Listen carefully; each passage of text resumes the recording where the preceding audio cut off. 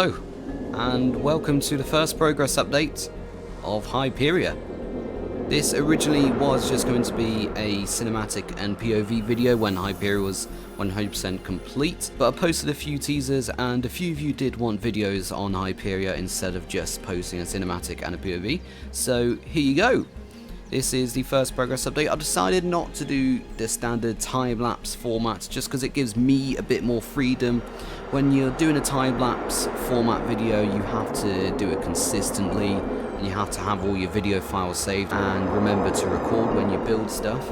It just gives me a bit more freedom because I can do it when I want, if I want to, for however long I want to. And when I did used to do those time-lapse style videos, I felt like I was just pressuring myself into getting work done just so I could get a video out. So I'm doing it in this format. I did Wicker Man in the same format as well, and before anyone asks, no, I'm not going back to Wicker Man, and no, it's not getting released. Planet Coaster 1 is in the past now. I stopped doing Wicker Man because my work life was taken over a bit and I just wasn't able to get it complete. And since then, Frontier have of course released Planet Coaster 2, which is far better. The UI is better, the graphics better, and the optimization is better. And I don't really want to go back to Planet Coaster 1. I just felt like it frustrated me a lot, and it's mainly the reason I fell out with the game in general. I only got back into the game because of Planet Coaster 2. But now that we've finished all that, of course, welcome to Hyperia. I've been working on this in secret for the past few months now. I've only just recently, by posting those teasers on the community tab, and I've also been posting on the Coaster Sim Society server and Bro Nation on Discord as well with some teasers, just because I felt like I had gotten this recreation to a state where I can show it off.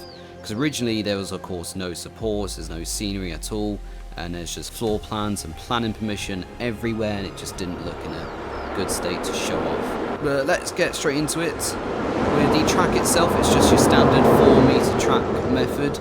I closely followed all the floor plans and the planning permission. I had like an elevation on this side and an elevation on that side. I've deleted them specifically for this video. Now you can't always get elevations, like for example Icon, you can't get elevations for that because there was never any proper public planning permission documents to actually see for Icon, whereas with Hyperia, of course, they're down in Surrey, so all of the planning permission is publicly available on the Runnymede Council website, and that's what's basically being used for this. Anything that's on that council website has been used to recreate Hyperia in Planet Coaster.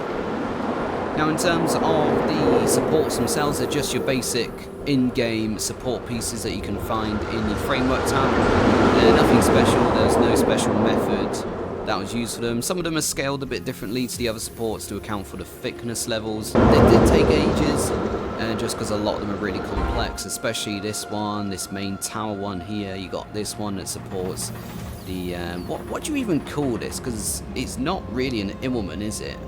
A non-inverting Immelman? I don't know. And then all these supports here, these were really complex too. I think this section here alone took me a whole day just because it's so complex. You also got some bits here where it changes in thickness. This little piece here that you can see, it's just your standard art shape cone piece that I've used there, just to simplify its changing thickness. There's a few more down here. It's not that one, it's not that, is it that one? No, it's not that one, it's one of them down here has the same thing. There it is, it's this one. Yeah, just another cone piece just for the difference in thickness. In terms of the lift hill, I've got the motor down here. Of course, this motor is not complete. I'm still working on this motor. So the chain pieces were just made with some support pieces that you can of course find in the framework tab. They've just been scaled down massively. For the actual housing of the chain itself, it's just one of the aquatic support pieces that you can also find in the framework tab. And also the sensor plate pieces and also the plates on top of the housing there are actually anchor plate pieces that have also been scaled down a lot. I think because the anchor plate piece is already quite small, it makes it really versatile to use. For these little brackets here that attach it, they're just your standard float supports, scaled down again. And finally you've got this anti-rollback piece. I actually use the number 1 piece that you can find in the text tab on the 3D ones that you use for your standard signs. It's just like that, put on its back and just scale it down as well. if we just pause the game a minute, just we can have a look at the train. This train took unbelievably ages to do. It's not easy making custom trains in Planet Coaster 2. I really love the feature that you can finally attach CNU to rides and coaster trains, and you can just customize it however you want. I think it's absolutely brilliant, but oh my god, was it frustrating to make this train. Now, the majority of pieces that are being used are just your standard square and triangle pieces from the art shape tab. They've all just been scaled down and curved around and everything. You can see here just where the rough edges are. If you go really close up to it, you can just see all the rough edges, because no matter how much you try, you can't get rid of those rough edges. It's just how the game is at the end of the day. For all the other cars, it's just some more art shapes again. These are just a bunch of square pieces. For this gate piece on the front, I think I used some sort of pole. No, it's the coaster connector pieces I've used there. These wing pieces are just some mythology decoration pieces that I've just scaled down. If you just type decoration or mythology into the scenery tab search bar, they'll come up straight away. I really wanted to do the 3D lettering here as well for Thorpe Park, but you can't get the pieces that small. Yes, you got the scaling mod, but not even the scaling mod can go down that far. The floor is plaster, I think. The plaster pieces. Yeah, the floor is plaster pieces that I've just used. I've not done the seats or the restraints. The seats and the restraints are just still the standard in-game ones. I just felt like it was a bit too finicky. I might go back and do the backs of the seats, because of course in real life the backs of the seats are black, and then these support things that hold up the seats down here also gold as well. So I might go back and do that, but I'm not too sure just yet. Now onto the final part, which is this lake area just here. This took a lot of time to do. It was a bit of going back and forth, putting some terrain in there, terrain in here, take the terrain back out. It was a lot of trial and error to get it absolutely perfect and correct. A lot of the plants you can see around here, just your standard bush pieces, a lot of the reed plants that you can also find in real life in Hyperia. If you look in planning permission as well, it also tells you what trees and what plants are being used as well, so it took advantage of that. In terms of the splashdown just over here, I'm really pleased with how this splashdown turned out. I think there's a bit more detail I might add on at a later date, but for now I'm quite pleased.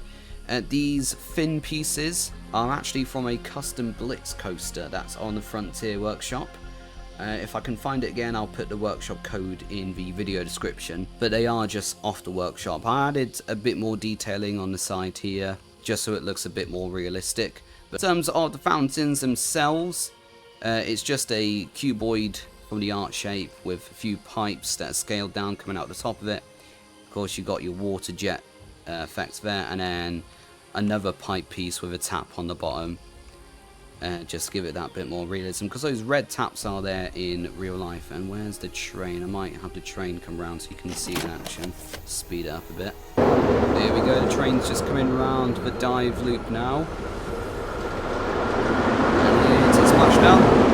There we go.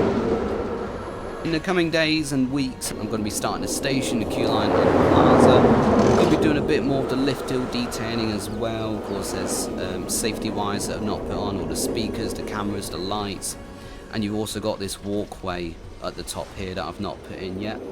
Now that's it for this progress update. I hope you enjoyed it. There may be another one coming up soon in the next few weeks. I don't know when Hyperia is going to be complete. I really do want to complete this, but of course I'm not going to say when, because it gives me that freedom to do it when I want, when I have the motivation, and I just don't feel like I'm forcing myself to finish it. Now to end the video, I'm just going to leave you with a snippet of the POV. Let's make sure to subscribe to the channel just so you don't miss the next progress update, and of course when Hyperia is eventually complete and the full POV gets released. So yeah, I'll talk to you later. Bye bye.